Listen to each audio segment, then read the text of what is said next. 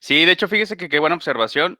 La vamos a esclarecer el sábado, no se me desesperen. Por eso mismo los dejo para que ustedes vayan indagando, vayan investigando, vayan buscando información. Y de esa manera, ok, entonces resulta que ese sushi no es un sushi. Forma parte del sistema nervioso central. Creo que se refiere a esa imagen, ¿verdad? Sí, Ok, lo que pasa es que, bueno, mire, se lo voy a decir para que se vaya orientando. No pasa nada, lo explicamos más detalladamente pasado mañana, o sea, el sábado. Lo que pasa es, por eso les puse, si se fijan, tiene un orden, la manera como viene presentada la información en su cuadro histológico. Por eso, pues es un esquema en donde, por eso acuérdense, la definición de esquema, ¿cuál dijimos que era? Así general. ¿Qué me presenta un esquema? O- información organizada. Excelente, con eso, ahí está, ya lo tenemos. Esa es la idea clara, fundamental de lo que significa un esquema. Entonces, en este caso, nuestro esquema está formado, está jerarquizado, está organizado de tal manera que es un cuadro histológico comparativo. ¿Por qué razón? Porque estamos poniéndole las distintas estructuras que conforman a lo que le denominamos el sistema nervioso, que de hecho ya vamos a entrar de lleno el día de hoy, nada más terminamos por ahí lo que nos quedó pendiente de nuestros ancestros Homo sapiens. Pero para responder a su pregunta, entonces, todo lo que implica sistema nervioso, porque acuérdense, a ver, recapitulando, perdón, recapitulando, iba a decir, ¿cuál es o es más, cómo se conforma un sistema? Y no estamos hablando de electrónica, ni de tecnología, ni del sistema solar, estamos hablando de los sistemas biológicos. ¿Cómo se conforma un sistema? ¿De ¿Por órganos? tejidos? Si lo saben, ahí está, ya lo están configurando. Órgano es después. La conformación de sistemas es lo que configura los órganos y ahora sí, la conjunción de órganos es lo que forman los aparatos. Acuérdense del nivel de complejidad.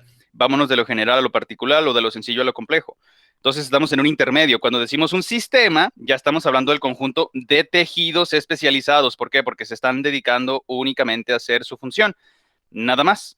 No somos poríferos, o sea, no somos Bob Esponja, no somos dugesias, que si nos parten en 1000 pedazos, 1000 de nosotros clones van a originarse a partir de ese material. Pues no, porque nuestros tejidos ya están diferenciados. No, si se separan del organismo, no sobreviven, no pueden, porque solamente se dedican a su función y se acabó. No son de que son generalistas y tienen todas las capacidades de que si nos separamos, nos cercenan el brazo, se forma otro clon y aparte se me regenera el propio. Pues no, desafortunadamente, y qué bueno, digo, por lo de la reproducción, si de por sí estamos sobrepoblando. Bueno, más bien no estamos distribuyendo las poblaciones de una manera equilibrada en la superficie del planeta, sino que nos estamos concentrando en un solo punto en diferentes partes. Pero bueno, es mi muy humilde opinión. El caso es, con respecto a su tarea, si se fija, dice sistema nervioso central en la primera parte, en la primera columna, y luego le sigue por jerarquización, haga de cuenta, de adentro para afuera. ¿Por qué? Porque el sistema nervioso central y la periferia, pues todo lo que está alrededor. Entonces queda claro que primero empezamos de adentro, sistema nervioso central, que continuaría después, antes del sistema nervioso periférico. Algunos me podrían decir, pues el sistema esquelético, lo que estábamos platicando el otro día, de hecho ayer, que era precisamente el que le proporciona la protección al sistema nervioso central. Tiene que, porque acuérdense, como es un tejido súper especializado y al mismo tiempo es muy endeble, atención con el término, significa que es muy delicado, muy fácilmente que se puede dañar. Entonces tiene que tener un extra de protección, no solamente el hueso, es decir, el sistema esquelético o más propiamente dicho, el esqueleto axial, compuesto por el cráneo y la columna vertebral, que ya lo tenemos muy claro, sino que aparte, dentro de del esqueleto axial, tenemos un tejido conectivo que es a lo que le denominamos como las meninges. Ahora, para no confundirlos, los dividimos en tres, porque si se por allí, bueno, se las van a topar, por eso los vamos a mencionar rápidamente, nada más aquí de manera introductoria, porque está en su tarea. Ahí no se las puse, pero si ustedes revisan la literatura, por ahí se echan la vuelta y ven el Guyton, a lo mejor les puede aparecer que las paquimeninges y que las leptomeninges son lo mismo, no se preocupen. Nada más que, ojo, por eso siempre les haré hincapié y les insistiré con el manejo de los conceptos. Bueno, aquí es un poquito más de terminología grecolatina, porque paqui significa grueso, duro. Por ejemplo, para que lo relacionen, cuando decimos los paquidermos, ¿saben quién es un paquidermo? ¿Quién me puede darle un ejemplo de un paquidermo? No dije paquiduermas. Para me ponen el colchón es paquiduermas. No, Ok. de hecho es un chiste. Ah, por ahí, ¿alguien dijo qué? Sí, tiene razón. Ah, es nuestro estimado Daniel. ¿Nos puede repetir en voz fuerte lo que dijo, por favor? ¿Qué es un paquidermo? Los elefantes. Efectivamente, así es, o proboscideos o mamíferos tetrápodos. En este caso lo estamos clasificando como un paquidermo. ¿Por qué razón? Porque tiene la piel gruesa. De ahí derivan, acuérdense que si cortamos las palabras por su origen, su etimología, paquis es gruesa, dermos pues de una piel muy gruesa. De la misma razón, de la misma lógica, cuando decimos paquimeninge, nos estamos refiriendo, hacemos alusión a la capa más externa que presentan las meninges. Las vamos a ver, no se desesperen, pero para aclararle la duda a nuestra compañerita Citlali, creo que es Citlali, sí. Entonces, decimos sistema nervioso central, ya nos queda claro, estamos desde el centro para afuera o desde adentro para afuera, como lo quieran ver. Entonces, primero está el sistema nervioso central y está protegidito por estas telas, estos tejidos conectivos a las que les denominamos meninges, que tenemos 3 capas. Y no estoy hablando del ectodermo, mesodermo y endodermo. Parecen, pero no tienen nada que ver. Bueno, se origina del mesodermo, si tenían la duda, que de todas maneras se estudiará en su curso de biología del desarrollo, pero en este caso, para que nos vaya quedado entendido, este tejido conectivo que también es de protección para nuestro sistema nervioso central, ¿por qué? Porque es muy delicadito, ya lo sabemos, porque es muy especial, no porque sea muy ojete, sino porque, o que se comporte muy grosero, sino porque realmente es un especialista en su función. Es decir, la transmisión y la recepción de los impulsos eléctricos, pues para que todo esté funcionando, pues es nuestro cableado, hagan de cuenta, ¿no? Entonces, como es endeble, pues es delicado, tiene que tener protección, pues presenta las meninges y tiene estas 3 capas. Entraremos en detalle cuando les dije lo de paquimeninges, pero es entonces la más externa. Vámonos desde adentro para afuera. Sistema nervioso, siguen las meninges. La más interna es la pía madre. La de en medio es la aracnoides. Y la más externa, por lógica, entonces, ¿cuál sería? Pues la paquimeninge, ¿no? Perdón, ¿por ahí alguien tenía un comentario? No, iba a decir dura madre. Efectivamente, los iba a confundir con el término paquimeninge, pero es exactamente lo mismo. Acuérdense de las sinonimias. Lo que decimos de maneras distintas para referirnos a lo mismo. Entonces, la paquimeninge, vámonos con los términos de los fisiólogos renacentistas. Pía madre, aracnoides y qué dura bueno, qué dura madre, ¿verdad? Para que no se les olvide. Pero paquimeninges dura madre y leptomeninges es pía madre y aracnoides. Si no queda claro en este momento, cuando revisen su tarea, si es que ya la están haciendo, van a empezar a relacionar esto que estamos platicando. Ah, sí, cierto, las 3 capas, la más externa, que es la más gruesa, y luego la del medio, y luego la más interna. Esas dos, la del medio y la interna, es a la que les denominan algunos autores, por si se lo topan, que lo harán en algún momento, estoy seguro, las famosísimas leptomeninges. Y en el caso de la más externa, como es la más gruesa, por esa razón le decimos la paquimeninge. Pero con que manejemos la nomenclatura renacentista clásica que todo mundo entendemos y manejamos, pues entonces con eso ya estamos del otro lado. Es decir, ¿qué son las meninges? Pues depende. Si estamos hablando de la más interna, pia madre, de la del medio, aracnoides. Vamos a explicar por qué arañas, por qué arácnidos, pero a lo mejor si lo están leyendo, pues ya se van a dar una idea. Y en el caso de la más externa, la que está de adentro para afuera, esa es la que dura está esta madre, ¿verdad? O bueno, dura madre, para que no se les olvide. Y ahora sí, lo que seguiría en la parte más exterior de protección de lo que recubre nuestro sistema nervioso central, pues se trata nada más ni nada menos que de nuestro sistema esquelético axial. Pero bueno, nos extendimos un poquitín, pero no sé si le contestamos su pregunta, compañerita Citlali. Es que hay Porque unas cosas que sí, como que están agarrando algo, sí, no sé qué sí. será. Perdón, es que me quedé me emocioné con las meninges. Sí, tiene toda la razón. Después, bueno, en la médula, bueno, ahí les va, ¿no? Ya ven que en la parte de hasta arriba es anatomía sencilla básica, pues ahí por eso para que nos quede claro qué es el cerebro, qué es el encéfalo, todo lo que compone estas estructuras, tanto el cerebro, el tronco encefálico, que es el cerebelo y el hipotálamo y todo eso es el encéfalo. Y luego hay un cordón, o sea, hagan de cuenta, ¿no? Que de nuestro cráneo para abajo, saliendo de nuestro cráneo por el foramen magno, esa cuerdita no es el notocordio, no se me vayan a confundir, pero si lo pensaron que bueno, lo están empezando a relacionar, no, ya se nos acabó el notocordio desde que apareció y se osificó nuestra columna vertebral. Entonces allí, es así, ojo, atención, no los quiero confundir, pero creo que es importante que lo sepamos, es una de las 5 características fundamentales de todos y cada uno de los que somos cordados, que número 1, pues la presencia del notocordio, de ahí deriva ese nombre, ¿no? Número 2, nuestra columna vertebral es hueca en posición dorsal, o sea, en la espalda, pues tenemos una espalda hueca. ¿Por qué tiene que estar hueca? Para alojar precisamente el sistema nervioso central, en específico cuando hablamos de la columna vertebral, la médula espinal. Así de sencillo. Entonces, esos sushis para nuestra compañerita Citlali, Sushi, porque parece un rollo, ¿no? Bueno, siempre me lo imagino así, que lo están agarrando unos tenedores. Esa es la médula espinal. Ahora, ¿qué se conecta en la médula espinal? El sistema nervioso periférico.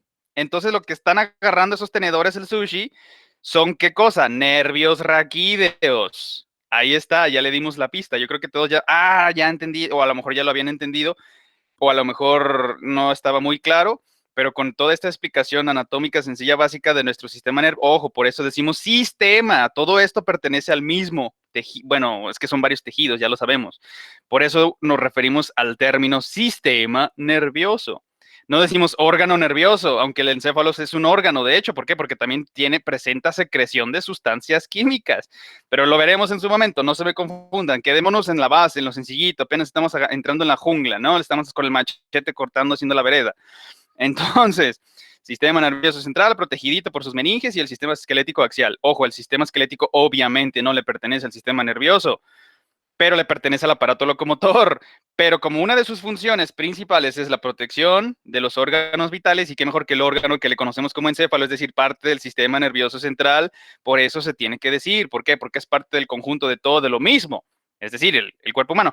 Punto y suspensivo. Y este se ramificó, se diversificó, le conocemos como una radiación adaptativa. ¿Por qué? Porque encontró diferentes oportunidades, diferentes nichos.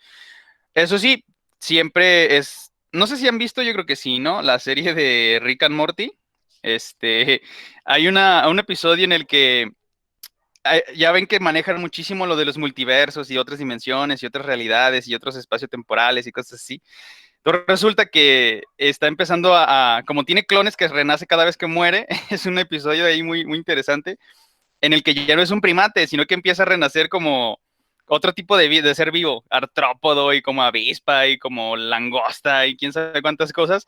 Entonces cuando le preguntan, ¿eras un primate? ¿Tu cuerpo original era un primate? ¿Y dónde vivías? ¿Vivías en las ramas de los árboles? Y él decía, no, de hecho se parece exactamente a esto, a una casa construida de la misma manera. Entonces, bueno, nada más me acordé precisamente porque nuestros ancestros sí se la pasaban en las copas de los árboles, sobre todo cuando pues teníamos que ocultarnos de grandes depredadores, que cuando ocurrió bueno, ya estamos en la sexta, ¿no? Lo que les decía. Pero la última extinción masiva de la que tenemos registro, sobre todo geológico, de nuestro planeta, pues es cuando los dinosaurios dejaron de existir, que fue un game over. Y gracias a que ya le dieron el espacio a nuestros ancestros primates, pues esto ya ocurrió, esto que les comentaba, la radiación adaptativa. Entonces vamos a saltar rápidamente hasta el género Homo. Y bueno, características rápidas nada más del cerebro primate, pues bueno, vamos a ver las animaciones para que no se vea todo encimado. La asociación cognitiva, importantísima, ¿por qué? Porque esto nos permite entender, relacionamos conceptos, ideas complejas para poder solucionar un problema, como en este caso lo que apreciamos con este juvenil de chimpancé. Y el desarrollo del lenguaje, es decir, una comunicación mucho más compleja. Por supuesto que otros vertebrados sí se comunican, en ejemplo, las aves, sus cantos son medios de comunicación, o, por ejemplo, ¿no? En el caso de anfibios, pero eso es más básico. No me gusta utilizar primitivo porque hasta su nivel, pues, es complejo. Pero en el caso, por ejemplo, de anfibios como las ranas, estas al momento de la época de apareamiento, pues hacen sus ruidos, ¿no? Los que conocemos que está croando. Ese es el verbo que usamos para referirnos a los sonidos que emiten este tipo de animales. Pero más complejos, hablando de los primates, por supuesto que el lenguaje es muchísimo más desarrollado. ¿Qué mejor ejemplo que en el caso de Coco, la gorilita que les decía, que le mostraron, le enseñaron el lenguaje de señas? Y de esta manera ella conscientemente pudo transmitir mensajes a sus compañeros seres humanos, a sus cuidadores, a quienes se hacían cargo de ella. Entonces, eso, desarrollo de la memoria, lo que nos permite precisamente elaborar pensamiento complejo. Rápidamente, esto es el cerebro, digo, en su tarea ya nos va a quedar más claro. O sea, toda la parte de encima, o sea, de arriba, la parte apical o superior, es a lo que le denominamos la neocorteza, por todas estas características que de nuestro ancestro primate y que entonces la radiación adaptativa, gracias a todos esos pasos evolutivos, claro, estamos hablando de mucho tiempo, millones y millones de años, más o menos 65 millones de años desde nuestro más ancestro primate, más antiguo, y la radiación adaptativa hasta llegar al género Homo. Entonces ya nosotros, seres humanos, tenemos el cerebro, que tenemos la neocorteza, o bueno, o la córtex, en este caso neocórtex, que lo dividimos en el hemisferio izquierdo y el hemisferio derecho, inclusive, y no es broma, muchos especialistas, incluidos neurólogos, médicos, científicos y de todos lados y ámbitos del estudio de las neurociencias, estamos de acuerdo en el que el hemisferio izquierdo y el hemisferio derecho se comportan como dos cerebros totalmente independientes, diferentes. ¿Por qué? Por la manera como procesan la información uno y otro. Por eso les decía, el lado izquierdo, yo creo que lo habíamos escuchado, si no, pues ya lo estamos revisando, es el que se encuentra más lógico, el que procesa, por ejemplo, los números, las cifras, las letras, el significado. Inclusive, por ejemplo, lo verán más posteriormente en el caso de su curso de neurología, pero por allí que lo vayan entendiendo. Lo que está involucrado en la comunicación, tenemos dos áreas principales, que es el área de Broca, precisamente en el lóbulo frontal, que es el más lógico, la toma de decisiones, la ejecución precisamente de estas decisiones, y el área de Wernicke, es un apellido en alemán, atención, la van a encontrar con W.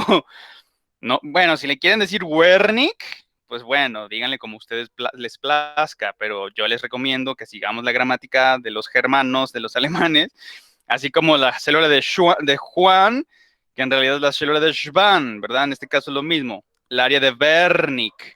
Entonces el área de Wernicke se encuentra entre los límites del parietal y del temporal. ¿Por qué? Porque está muy relacionado con escuchar.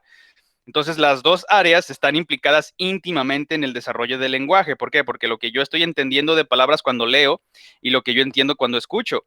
Y aparte de que el área de Broca está muy relacionada con la articulación de las expresiones de las palabras, es decir, el lenguaje hablado. Pero punto y aparte, digo, es entrar mucho en neurología. Nada más se los estoy ahí aventando poquitín, así como a migajitas de palomitas que van comiendo. No se crean, el profe nos dijo palomas. No.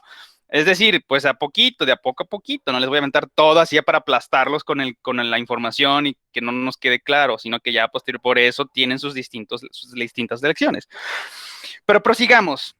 Entonces, el lado izquierdo, pues se procesa la información más abstracta, o sea, hace lo más lógico, y en el caso del hemisferio derecho, pues todo lo creativo, todo lo imaginativo, todo, por ejemplo, la poesía, la pintura, el arte, no es del todo, bueno, dependiendo, por eso hay una sinergia, hay una intercomunicación, pregunta capciosa, y sí se comentó, ¿quién es el encargado de comunicar la comunicación ojo, el término, entre los hemisferios izquierdo y derecho? ¿Quién se encarga de hacer esa conjunción para que se realice la comunicación de manera apropiada? En el encéfalo.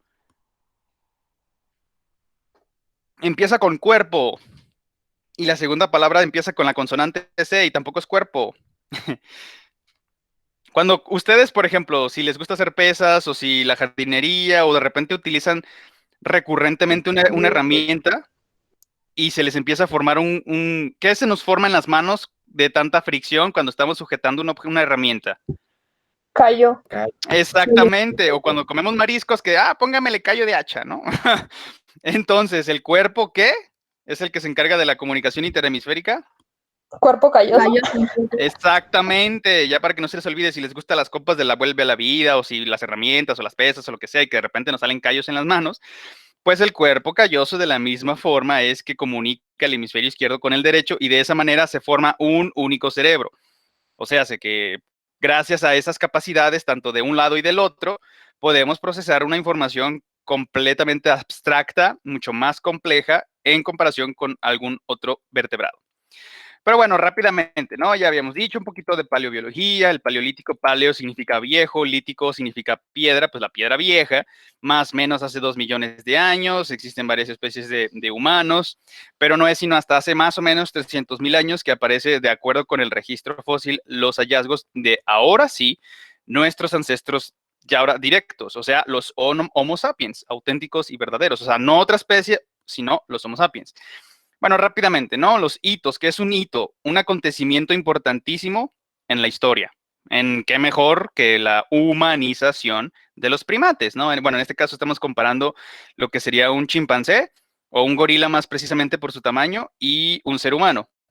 Entonces, en el caso del arreglo esquelético del primate, bueno, los dos somos primates, pero refiriéndonos en el caso de los que no están erguidos, como los gorilas, pues ellos desafortunadamente, como tienen sus extremidades superiores mucho más largas, si se fijan, que sus extremidades posteriores, es decir, tienen brazos más largos que sus piernas, no pueden caminar erguidos porque el peso de las mismas extremidades los obliga a tener que encorvarse para desplazarse con sus miembros anteriores, es decir, con los brazos.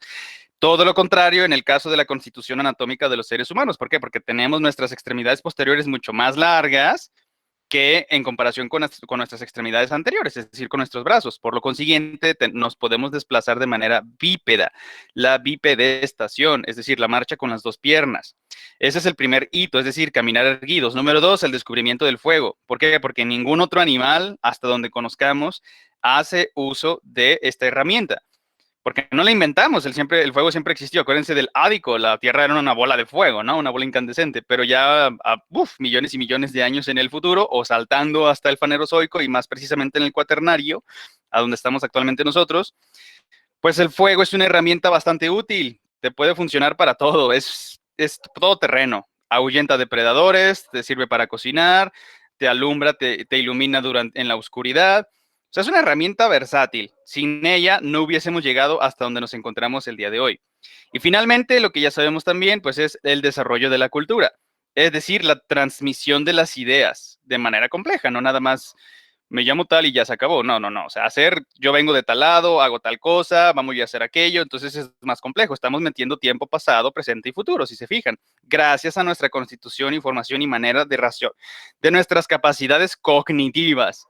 Bueno, ya rápidamente, ¿no? Se originaron los Homo sapiens de acuerdo con el registro fósil en África, que curiosamente el continente parece un cráneo humano. Hicimos el primer contacto, bueno, se bifurcó los nómadas, los grupos nómadas de Homo sapiens, algunos llegaron a Europa, hicieron contacto con los Homo neanderthalensis, los famosísimos abominables hombres de las nieves. En un principio, pues eran encuentros muy belicosos, agresivos y violentos, pero posteriormente dijimos, bueno, ¿para qué nos matamos mutuamente? Mejor hay que apoyarnos. De hecho, esta tradición de llevar un tributo, un presente, cuando visitas a, por ejemplo, ¿no?, a otras personas, viene precisamente de estas interacciones de la era del hielo. Entonces, cuando uno llegaba con un presente, mira, te traigo un trozo de carne de mamut, te traigo un colmillo, te traigo piel, te traigo planta, lo que sea, entonces era un signo de amistad y te eras bien recibido, te acogían y pues entonces ahí interactuaban y compartían lo que habías llevado, ¿no? Entonces por eso es importantísimo, digo, es una etiqueta, que cuando uno visita a alguien, pues entonces llevas un presente, ¿no? Digo, no digo que tengas que llevarle un pedazote de jamón o algo así, pero puedes llevar, no sé, galletitas o algo que se haya preparado y que se los compartes. Y es bien visto, es de etiqueta, pero bueno, rápidamente, desafortunadamente, lo que les comentaba, porque la Tierra siempre se va a encontrar en constante cambio, es dinámica, por supuesto. Por lo consiguiente, pues en los campos férreos hubo una explosión, hay evidencia de ceniza volcánica que se distribuyó por toda la región en donde estaban los neandertales. Esto, por supuesto, que los desfavoreció al punto de que se decreció su población y ya no pudo mantenerse, y eso sí, solamente sobreviven en nuestros genes. Y el grupo que se trasladó hacia el continente asiático, pues bueno, se encontró con los famosísimos Gigantopithecus, probablemente también por eso es tan famoso King Kong en el mundo asiático, por precisamente estos organismos. Claro, ya se extinguieron, pero sí existieron en esa región nuestros ancestros Homo sapiens, pero por supuesto que los conocieron, así como también a los Homo erectus, que también es una especie humana distinta que convivió con nuestros ancestros Homo sapiens. No se hibridizaron porque pues obviamente estos no tenían nada que ofrecer, estaban demasiado muy, entrecomillado, primitivos, aunque bueno, físicamente eran portentosos y si eran fuertes y inclusive podrían llegar a superar a los Homo sapiens, pero no tenían una capacidad intelectual que nos pudiera igualarse con nosotros. Y finalmente, la última especie de la que ayer les estaba platicando es el Homo floresiensis. Ahora, es curioso, le apodan el Hobbit, precisamente por las historias de J.R. Tolkien, del Señor de los Anillos. Digo, el que le guste, a quien haya visto las películas, pues entenderá de qué se refiere el Hobbit. ¿Por qué razón? Porque esta especie humana no medía más de 1,5 metros de altura. O sea, eran chiquititos, así estaban constituidos. Entonces ellos no se distribuyeron tampoco de una manera importante, únicamente por todo lo que es el archipiélago malayo, en parte de, por ejemplo, la parte norte de Australia, todas estas islas de Malasia, Indonesia, y precisamente ahí se encontraron sus restos fósiles, y por esa razón fue que se le consideró como el Homo floresiensis, porque ahí fue donde habitaba.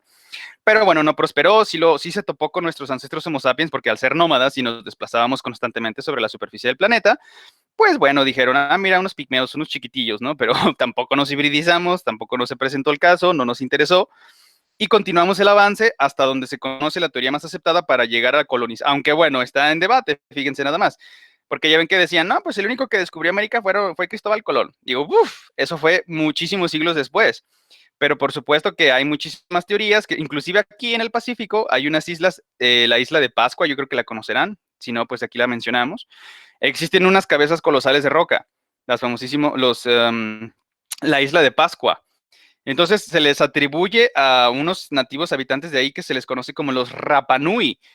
No obstante, es muy debatido, o sea, realmente hay muchas preguntas, hay muchas incógnitas que todavía no hemos resuelto, pero bueno, existe la posibilidad de que en la era del hielo, como el nivel del océano estaba pues más bajo, no estaba tan elevado, pues muchísimas islas o por lo menos porciones de la Tierra, de la corteza, estaban emergidas y esto permitía pues una navegación más segura en el Océano Pacífico. Por lo consiguiente, no únicamente existe la teoría de que nuestros ancestros llegaron caminando. ¿Por qué? Por la era del hielo, que se formó un puente de hielo que conectó tanto la península de Kamchatka, es decir, en Rusia actualmente, con el mar de Bering, en Alaska también, en Norteamérica. Entonces, de esta forma, nuestros ancestros nómadas, al desplazarse, estaban acostumbrados a caminar largas distancias durante todo el tiempo, pues no les presentó ningún problema, simple y sencillamente siguieron a las manadas de las presas que cazaban, que eran precisamente lo que le denominamos como la megafauna del Pleistoceno. Entonces llegaron a norte, de la forma que hayan llegado, digo, pudieron haber sido tanto por caminando en este puente hipotético de hielo, o bien navegando. Digo, no hay, por supuesto que las capacidades cognitivas de nuestros ancestros de hace 300,000 años son exactamente las mismas y están entredicho, fíjense, porque el uso del abuso de la tecnología, y no es broma, este es un estudio serio, está volviendo más tontas a las nuevas generaciones, así que cuidado cómo utilizan la tecnología, si nada más se la pasan en las redes sociales, les están disminuyendo su coeficiente intelectual. Se los digo con responsabilidad, es un estudio serio. Entonces ahí se los dejo a cuenta para que lo mediten. Pero bueno, el caso es que las capacidades de nuestros ancestros, desde lo que es cuando eran nómadas, cazadores, recolectores, son exactamente las mismas que tenemos hoy en día. Entonces, pero por supuesto que claro que se les tuvo que haber ocurrido que las cosas que flotaran, ejemplo, troncos, que los amarraran y que tuvieran ahí alguna forma de desplazarse encima del agua, en la superficie de la misma, pues no está descabellado, claro que pudo haber ocurrido. ¿Cómo de la forma que haya sucedido? Ah, porque atención, fíjense, esto nada más es como cultura general y datos adicionales. En California se le conoce un hallazgo como Cerutimastodon. Todos los historiadores, arqueólogos, científicos, bueno, siempre es un debate constante porque la historia, desafortunadamente, no es una ciencia exacta. Ni siquiera es una ciencia porque no se puede comprobar. Depende de los relatos, de las narrativas de terceras personas. Entonces, no siempre es la verdad. El caso es, cuando encuentres evidencias, entonces avivas el debate, porque resulta que en California, en este espacio que les digo Cerutimastodon, se encontraron los remanentes de un colmillo de un mastodonte, así como los proboscidios o los paquidermos en los elefantes actuales que tenemos todavía, que, bueno, se van a extinguir eventualmente porque pues ya no tienen terreno donde estar, supuestamente, bueno, es un tema aparte, ¿no? Pero los paquidermos, vamos a dejarlo así sencillo. Todos los mastodontes también eran animales, las megas bestias del Pleistoceno, que habitaban en el continente americano, especialmente en Norteamérica, no tanto en el sur, pero sí todo lo que es desde México, Canadá y Estados Unidos actualmente.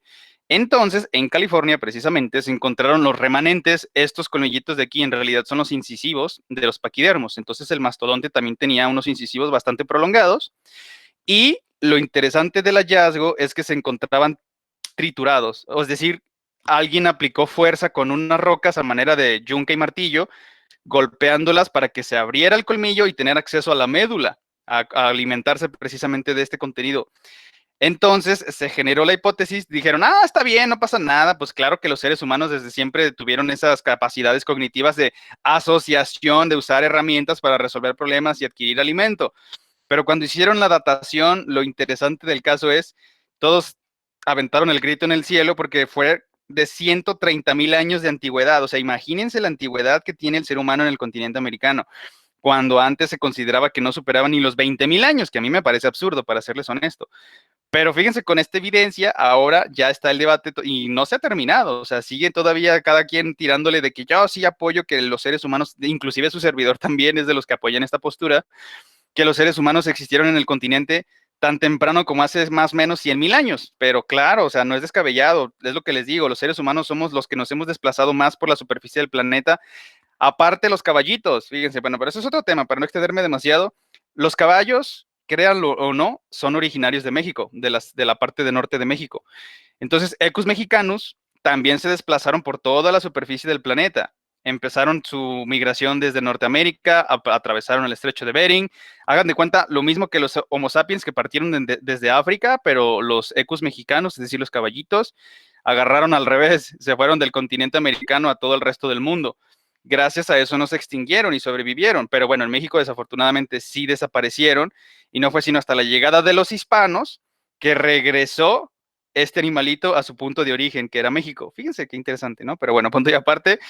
El caso es, como haya sido, si tienen 100,000 años o no los seres humanos en el continente, pues se toparon sí o sí con este tipo de megabestias. Incluso para quienes hayan visitado, y si no, se los recomiendo, por favor, tienen que hacerlo. El Museo de Antropología de la Ciudad de México es increíble, es uno de los museos mejores. Bueno, no tengo he visto imágenes y documentales, pero no he estado presente físicamente presenciando otros museos en otras partes del mundo. Pero no me cabe duda que es uno de los mejores del mundo, el de Antropología e Historia de la Ciudad de México. Tienen un mural, precisamente que le dedican a la megafauna del Pleistoceno, y allí están representados con tamaño natural estos animales, estas megabestias, para que se den una idea de las dimensiones que presentaban y de lo que se tuvieron que enfrentar nuestros ancestros Homo sapiens. Por supuesto que este tipo de animales también tenían sus depredadores, no nada más estaban ellos, sino que también aquellos que se alimentaban cazando a estas bestias. Desde los esmilodontes, es decir, los tigres dientes de sable y los leones cavernarios. Y finalmente, bueno, nuestra evolución es muy compleja, es lo que les digo, aún hay huecos, hay incógnitas, hay preguntas como la antigüedad, si llegaron o no hace 100,000 años, que por supuesto que para mí no es descabellado pensar eso, pero como punto final, bueno, los Homo sapiens somos los últimos supervivientes de toda una familia de homínidos que estuvimos compartiendo el planeta, pero fuimos los que tuvimos las mejores capacidades de desplazamiento porque, ojo, y atención, cuando una especie tiene la capacidad de habitar varias regiones del planeta, si pasa una hecatombe, un cataclismo, lo que sea, a lo mejor extermina la población en esa región, pero como te distribuiste por todo el mundo, pues la vuelves a repoblar y se acabó. Digo, bueno, lástima por las personas que sufrieron en ese lugar, pero bueno, recuperaremos el lugar y con otras generaciones y todas seguiremos siendo Homo sapiens, claro, con la hibridación que sí se llevó a cabo en el caso de los neandertales. Pero bueno, hasta aquí no sé si tengan alguna pregunta para no... bueno, justamente terminamos en tiempo ahora sí con lo del tema de la evolución de los seres humanos y nuestras capacidades cognitivas y que del sistema... Bueno, apenas vamos a entrar ahora sí a las células del sistema nervioso. Pero con todo lo que se platicó, obviamente no se los pongo en el examen, no se preocupen, esto es más de cultura general y de datos adicionales para que nos vaya quedando claro el ensamblado de todo el rompecabezas de nuestra complejidad como especie humana.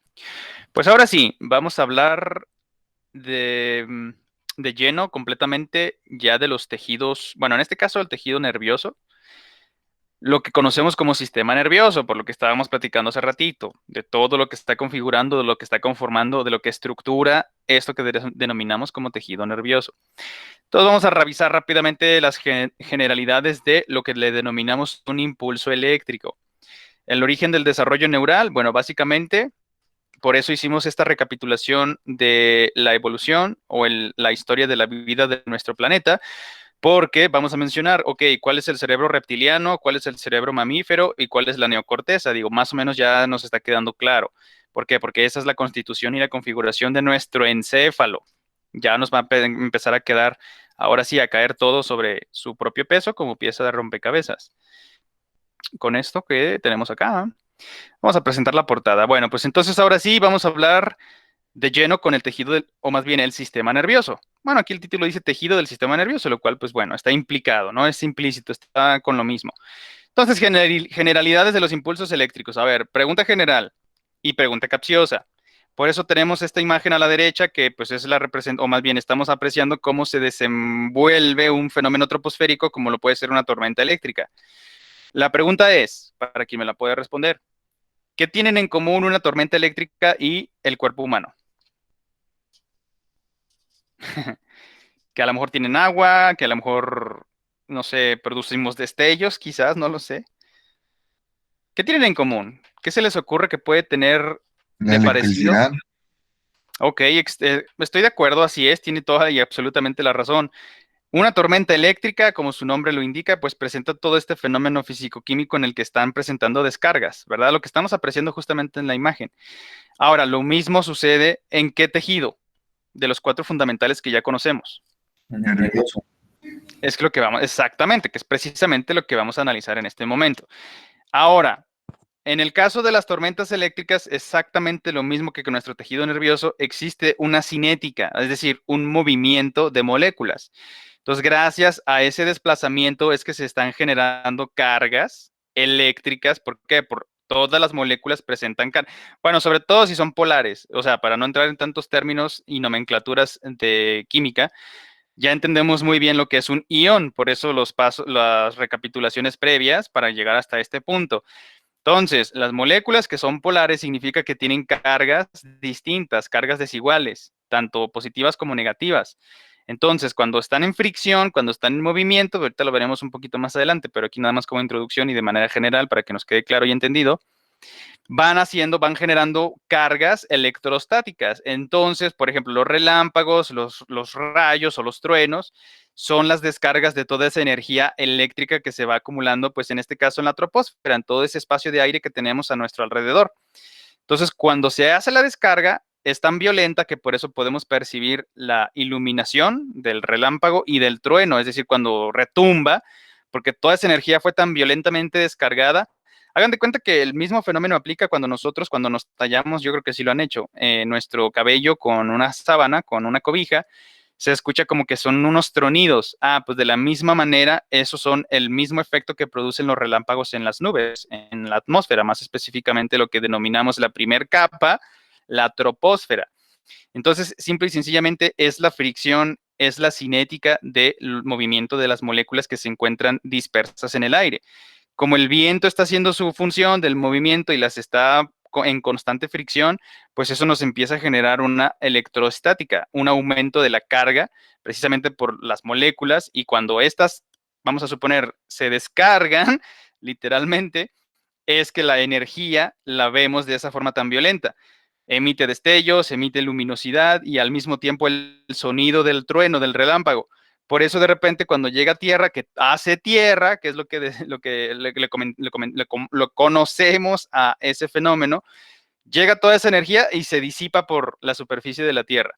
¿Por qué? Porque pues ya como es más inmenso, ya es más sólido en cuestión suelo, pues ya no puede continuar, ya no existe la descarga, ya se terminó, necesita generarse otra vez. Así como en el caso de la fricción cuando nosotros lo hacemos con nuestras sábanas. Cuando nos detenemos ya no hay energía cinética, ya no hay descargas. Pero si lo continuamos haciendo, por supuesto que se va a seguir manifestando. De la misma manera, en el caso de nuestro tejido nervioso, claro, necesita tener los intermediarios, que ya los conocemos muy bien, por eso estábamos recapitulando en el caso de las tormentas eléctricas, que están mediadas por estas moléculas con cargas polares. Es decir, en el sistema nervioso también tenemos átomos con cargas eléctricas, ya los conocemos muy bien, es a lo que les denominamos los famosos iones, el ion Lennon, ¿verdad? Bueno, es un mal chiste, pero para que no se nos olvide. Y bueno, la anatomía básica del sistema nervioso y sus funciones también es lo que vamos a analizar a continuación. Rápidamente recapitulando, bueno, por ahí ya se estaban mencionando, me comentaron, este de acá en la parte inferior izquierda, pues ya conocemos perfectamente bien que se trata del tejido nervioso. Estas son las imágenes que les prometí que les mencioné que les iba a mostrar la vez que estuvimos recapitulando los tejidos fundamentales.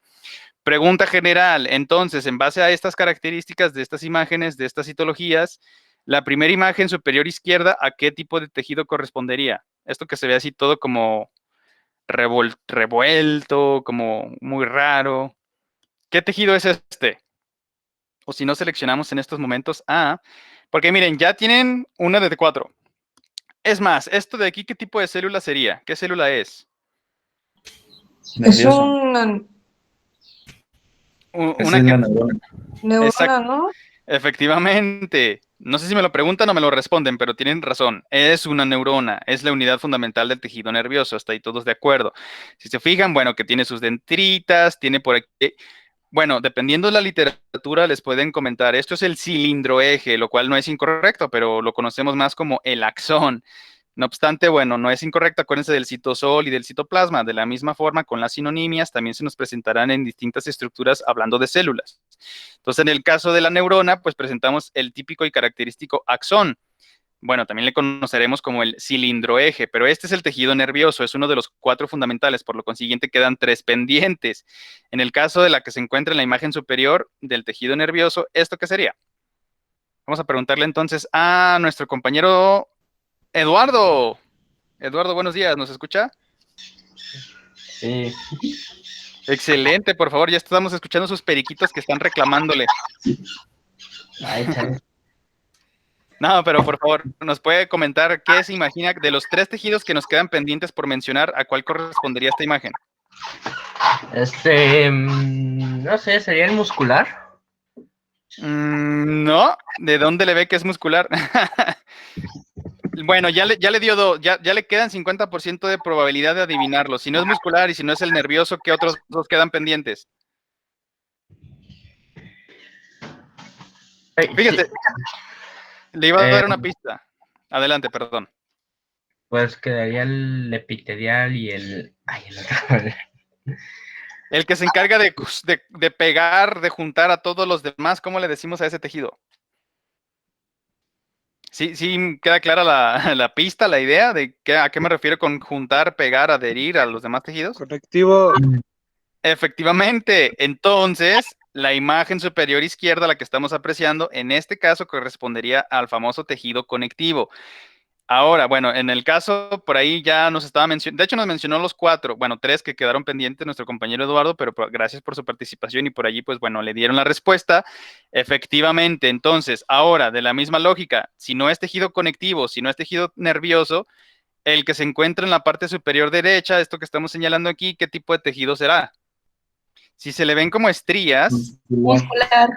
efectivamente, entonces este sería el tejido muscular. El inferior, este es el tejido nervioso y por eliminación, el que nos quedaría pendiente por mencionar, que inclusive ya lo dijo nuestro compañero Eduardo, ¿qué tipo de tejido sería? Epitelial.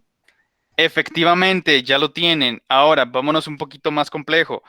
El tejido conectivo dijimos que lo íbamos a dividir en ¿cuáles? ¿A quién A ver, atención, dijimos tejido conectivo, no epitelial. Ahí hay que tener cuidado con qué estamos mencionando y qué estamos relacionando. Hasta aquí en teoría se supone que ya dominamos muy bien cuáles son en teoría, los 4 tejidos fundamentales. Ahora seguiría simplemente hacer su clasificación especialista, es decir, cómo dividimos cada uno de estos. Claro, el tejido nervioso, bueno, ahorita vamos para allá para no confundirlos, pero el tejido conectivo lo vamos a dividir y le acabo de dar una pista. En 5, ¿no? Bueno, dependiendo. Se me fue un poquito más a lo específico, pero ahí les va. Acuérdense, cuando es especializado, es decir, que únicamente nos va a desempeñar una función muy particular, ejemplo, en el caso de los adipocitos, o sea, las células que se encargan del almacenamiento de lípidos o de las grasas, es lo único que van a hacer y se considera un tejido conectivo especializado. Ahora, esto también es importantísimo. En el caso de ¿la sangre qué es? ¿Es un tejido? ¿Es un cúmulo de fluidos? ¿Quién me puede definir qué es la sangre? Pregunta general. O es más, ahí les va, más sencilla. ¿Dónde quedaría catalogada nuestra sangre? ¿En qué tipo de los 4 fundamentales? En el conectivo. Excelente, muy bien, estoy de acuerdo. Entonces, ahora vamos a ponerla en su cajoncito determinado. Es un tipo de tejido conectivo. Simple y sencillamente con que recordemos, pues porque está conectando a todas las células del cuerpo. Tiene que, ¿por qué? Porque recordemos que es nuestro mecanismo de comunicación para que todas las células se mantengan en homeostasis. Así, claro, así de sencillo. Ok, pero entonces, ¿qué tipo de tejido conectivo es la sangre? ¿Especializado o no especializado? ¿Especializado? Efectivamente.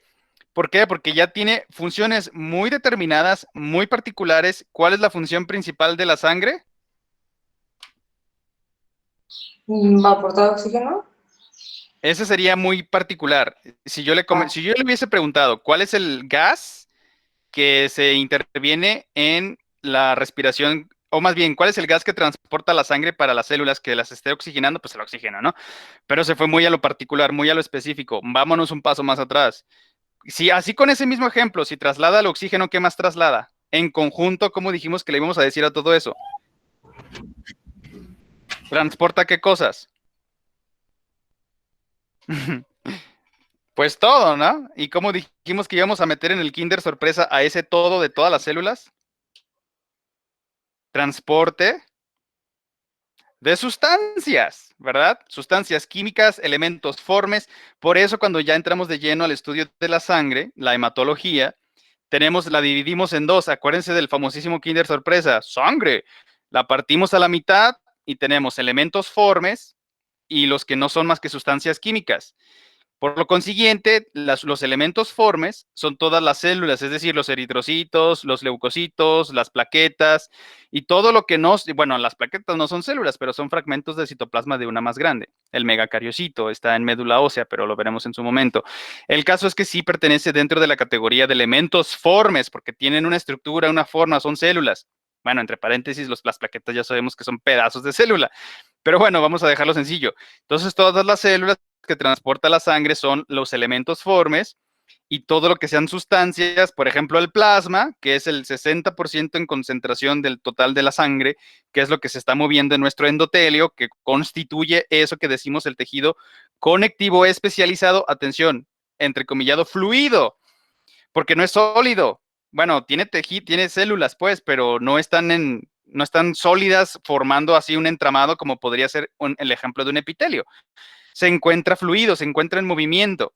Pues es como agua, vamos a suponer, entrecomillado, porque sí, el plasma es agua al final de cuentas, pero vamos a utilizar la nomenclatura para que nos quede más entendido. Entonces, para no extenderme tanto, así es, la sangre, atención, porque depende de quién le preguntarán, les puede decir, no, no es un tejido porque ni siquiera conforma un conglomerado, no es un entramado, no puede serlo. Bueno, pues es muy tu opinión y no es que esté equivocada, simple y sencillamente depende de cómo lo quieras ver. Es como decir, el color blanco es el rojo. Nada más es el rojo. Bueno, eso sí sería errado, ¿no? Pero claro que pertenece parte de la tonalidad para que se forme el color blanco, son varios tonos de color. El rojo, el azul, el amarillo, el verde. Todos esos en conjunto forman el blanco. Entonces, la opinión de alguien que diga que no es un tejido, pues es muy su color, muy su paradigma, muy su forma de establecer cómo entiende el tejido conectivo especializado fluido que nosotros denominamos como sangre. Ahora no les puede decir que no es un tejido porque está transportando células que tienen formas y funciones todas semejantes. ¿Qué mejor que el eritrocito? O sea, no es un eritrocito verde y luego uno rojo y luego un azul, y no, todos son iguales y todos desempeñan la misma función, que es el transporte precisamente del oxígeno diatómico, gracias a su hemoglobina, su constitución, que cuando van a los alveolos y que se realiza la hematosis, que conocemos muy bien. Por lo consiguiente, es un tejido, ¿por qué? Porque cumple con las características de que son células con formas y funciones muy semejantes o iguales. No es de que no, hoy no voy a trasladar el oxígeno, hoy voy a trasladar otra cosa, hoy nomás voy a llevar agua. Ay, pues no, todas hacen exactamente para lo que están diseñadas. Por esa sencilla razón, podemos catalogarlo como un tejido. Cumple su función, así este fluido, gracias a que está diluido en el plasma, que forma parte de la sangre. Pero bueno, nada más estábamos explicando, entremos al aparato cardiovascular, pues claro que lo vamos a analizar un poquito más a fondo, pero en estos momentos, pues para que vayamos adentrándonos ya en materia totalmente con la fisiología. Entonces, como ejemplos, por ahí si les preguntara, díganos un ejemplo de tejido conectivo especializado, ya tienen 2 ejemplos. Pueden mencionar, bueno, vamos a dejarlo con la sangre para hacerlo todo general, facilito, sencillo, para que no se nos olvide. Ejemplo de un tejido conectivo especializado, la sangre. Ahí lo tienen. Ahora, si la pregunta es al revés, ¿qué es la sangre? Ah, pues es un tejido conectivo especializado fluido. Digo, si le agregan fluido, mejor, estupendo, adecuado. Si nada más le dejan tejido conectivo especializado, pues entiende. Pero me gustaría que no se nos olvidara ese sustantivo de fluido, o más bien es un verbo, fluir. Si le ponemos fluido, ya queda claro, porque como no está, por ejemplo, agarrándose de sus membranas con otras células, formando un entramado, un tejido, así como con sus desmosomas y haciendo un epitelio, no, pues cada una está individual, fluyendo por el plasma, haciendo su función y por esa razón lo consideramos un tejido. Perfecto, entonces pasando al siguiente, no especializado, sencillito, ¿cómo dividimos el tejido conectivo no especializado? ¿En qué y qué? Son 2, es una pista. Los fibroblastos, ejemplo, ¿de dónde estarían? ¿Dónde categorizaríamos el tejido conectivo no especializado de los fibroblastos? Y hasta les estoy dando el prefijo fibro. Bueno, ya se las respondí. Es fibroso, uno, no especializado conectivo, y el otro, ¿qué sería?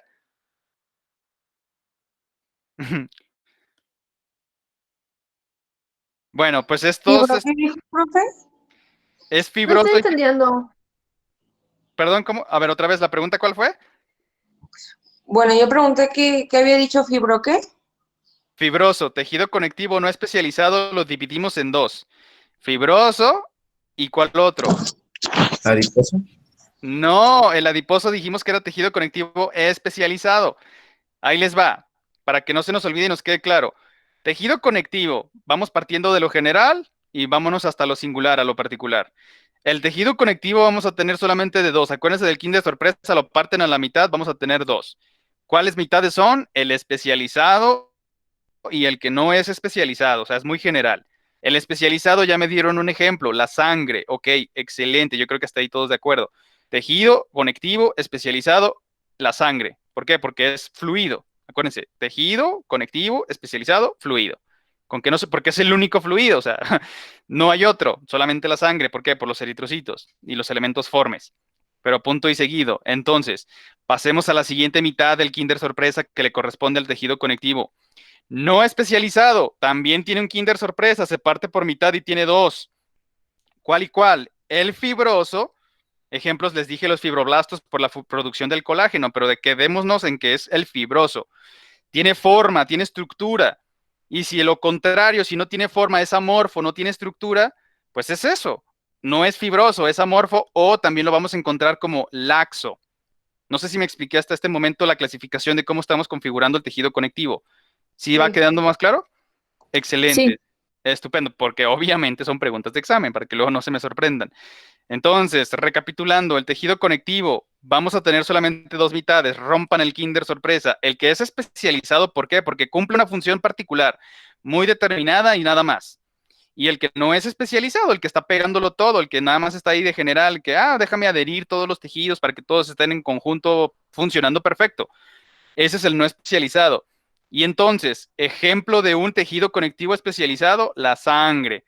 Ya lo sabemos. Ahora, si les preguntara, ¿qué es la sangre? Y si en las opciones viene tejido conectivo especializado, fluido, esa es la respuesta correcta. Claro, tampoco no voy a ser tan ojete de que si les pongo varias respuestas que digan tejido conectivo especializado, y una no tenga fluido, el otro sí, y cosas así, no, bueno, tampoco no. Obviamente este sentido común, pero sí les puedo hacer ese tipo de cuestiones un poco capciosas para que le piensen, pero para que por eso me interesa que nos quede claro todo lo que estamos mencionando, las nomenclaturas, los conceptos y las palabras, cómo estamos utilizando y referirnos precisamente a todos estos tejidos. Pero bueno, creo que no hay duda, si no, de todas maneras lo seguiríamos trabajando y lo seguiríamos recapitulando las veces que sean necesarias. Ahora, pasemos entonces al tejido muscular. Del tejido muscular, yo creo que no hay dudas. ¿Cuáles son los tipos que lo considera, que lo caracterizamos, en lo que los diferenciamos? Si lo saben, es más, ahí le va una pista. Son tres tipos de músculo que tenemos en el cuerpo. ¿Cuáles son? Ay, es estriado, liso y cardíaco, ¿no? Excelente, perfecto, así es. Pues la imagen aquí nos está dando la respuesta de uno de ellos. Este precisamente, o bueno, la sinonimia también se lo pueden encontrar como el músculo esquelético, o músculo estriado esquelético, o únicamente músculo estriado. Cualquiera de todas esas formas, o la combinación de los dos, músculo estriado esquelético, pues es correcto, no hay ningún problema, por supuesto, porque se entiende dónde está y cuál es su función. Y ya nos la respondieron. El músculo liso, un ejemplo, ¿dónde encontramos músculo liso?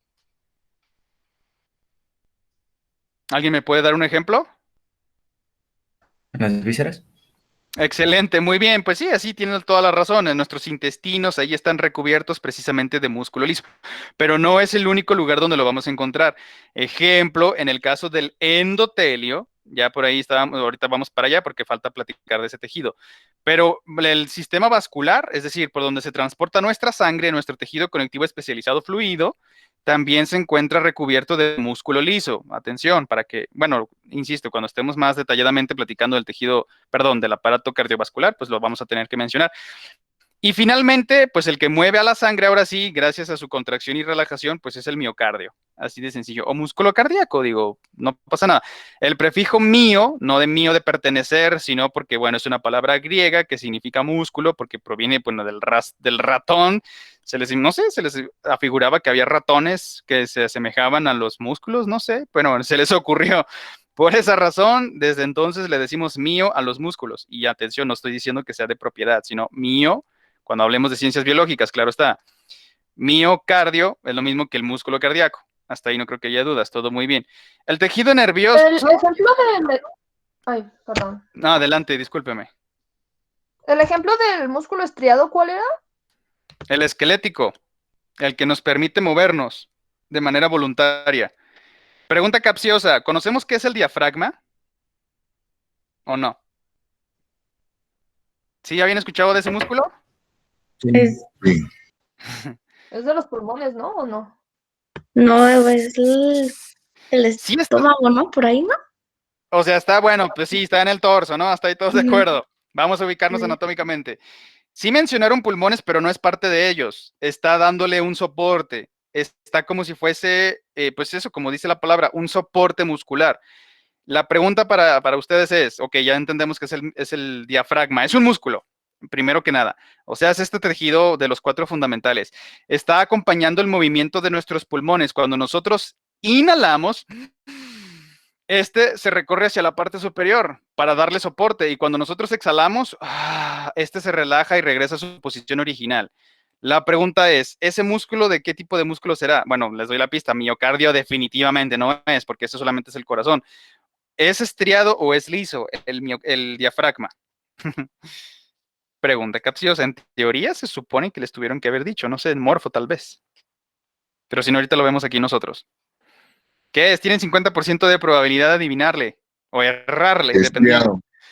Así es un músculo esquelético estriado. Ojo y atención, no es que esté en los huesos, porque hay sus excepciones, pero gracias a su configuración, por la presencia de la estría, en este caso, a lo que le conocemos como el sarcómero, lo veremos más detalladamente, por esa razón es un músculo estriado o un músculo esquelético, aunque no está pegado a los huesos, sino que simple y sencillamente está soportando los pulmones. Inhalamos, este se expande, exhalamos y este se regresa, se contrae a su posición original. El diafragma, ese músculo acompañando el movimiento de los pulmones, entonces es un músculo estriado. Pero bueno, eso nada más era una pregunta capciosa. Perfecto. Tejido nervioso. Bueno, acuérdense que si lo partimos por mitad, también el Kinder sorpresa y las 2 mitades que dijimos que iban a ser las células que componen el tejido nervioso. Las neuronas es uno, ya nos queda claro. ¿Y el otro, cómo dijimos que se le iba a llamar? Los que les dan soporte. ¿El qué, perdón? ¿No es la neuroglía? Efectivamente, así es. Acuérdense, neuros, pues siempre de neurona, de nervio, ¿no? Glía, pues como en inglés, no tiene que ver del inglés, pero para que lo relacionen y no se les olvide, glue, o sea, no blue del color azul con la consonante B, sino con la consonante G, de gato para nosotros. Glue, ¿qué significa glue, ese sustantivo en inglés? Pegamento. Efectivamente, es el pegamento de las neuronas. Bueno, no solamente las pega, pues, sino que les da todo un soporte y ahí les da el mantenimiento, que lo habíamos platicado el otro día, con el ejemplo como las carreras de la Fórmula 1, los pits, mantienen las condiciones del vehículo del conductor en las mejores, en óptimas estado, para que éste se dedique únicamente a correr. De la misma manera, la neuroglía o el pegamento de las neuronas, el glue en inglés, la neuroglue, es la que se encarga de mantener las condiciones apropiadas del tejido nervioso. Ay, me adelanté. Y finalmente, la última y nos vamos, como decimos en la cantina, ¿cómo dividimos el tejido epitelial? Hay varios, pero nosotros para dejarlo sintetizado en 2 principales y fundamentales. ¿Cuáles son? Tejido epitelial. Estratificado y simple. Efectivamente, un ejemplo de cada uno. ¿Quién me lo puede decir? Del simple y el estratificado, tejidos epiteliales. Y mencionamos por ahí en el caso del simple. El estratificado ya nos queda claro. Es, por ejemplo, este corte que vemos varias capas. Que tenemos una en la otra, una encima de la siguiente, así hasta llegar a una superficial. Tiene estratos, tiene capas. Ejemplo, ¿quién tiene capas para protección del cuerpo? La dermis. La piel. Efectivamente, la epidermis, el sistema tegumentario, ya lo tenemos claro. En el caso de un ejemplo de un epitelio simple, ¿cuál sería? O sea, es lo mismo, es de recubrimiento, pero solamente tiene una sola capita. No puede hacer estratos, no conviene. ¿Quién me puede dar un ejemplo? ¿Dónde? ¿Endotelio? ¿En el qué, perdón? ¿Endotelio? Efectivamente, así es. Ese es el mejor ejemplo por excelencia. ¿Dónde se ubica el endotelio? Usted misma, por favor. Pues debajo de la piel es las venas y las arterias. Ok, bueno, debajo de la piel hay muchas cosas. Vamos a dejarle el sistema vascular, efectivamente, lo de venas, arterias y capilares y todo esto. El endotelio, como lo indica su prefijo endocitosis, endo por dentro, telio, que es parte del tejido de recubrimiento. El endotelio es todo lo que hagan de cuenta que, bueno, suponiendo que vemos así por corte transversal, un capilar o una vena, una arteria, lo que ustedes gusten, lo que se encuentra en el interior está recubierto por un epitelio simple. Y esas celulitas es a los que les denominamos el endotelio. Por eso, de manera general y por convención, cuando decimos el endotelio nos estamos refiriendo al sistema vascular en la parte interna, lo que está recubriendo, lo que tiene contacto primero con la sangre, con el plasma, con las proteínas disueltas y con los elementos formes, o sea, los eritrocitos y las plaquetas y los leucocitos, todos estos que transitan por la sangre. Lo que está en contacto directo con ellos es el endotelio, es la parte interna de recubrimiento del sistema vascular. Hagan de cuenta que es el tubo por donde se está transportando la sangre y ese tubo por fuera tiene músculo liso, tiene tejido conectivo y en el interior está revestido por endotelio. Así de sencillo. No sé si queda claro. ¿Hasta aquí alguna pregunta? ¿Todo bien? ¿Todo comprendido? Todo bien. Ah, Sí. perfecto, excelente. Pues bueno, me da muchísimo gusto. Gracias a todos por su participación y por su asistencia y por su paciencia. Si les parece, mañana no nos vemos, pero el sábado sí, revisamos su tarea, la contestamos, la estudiamos y la explicamos y nos vemos entonces hasta el sábado. Cuídense mucho y hasta pronto. ¿Sale? Gracias. Igual. Dale, profe. Bye, profe. Cuídense, que estén muy bien. Bye.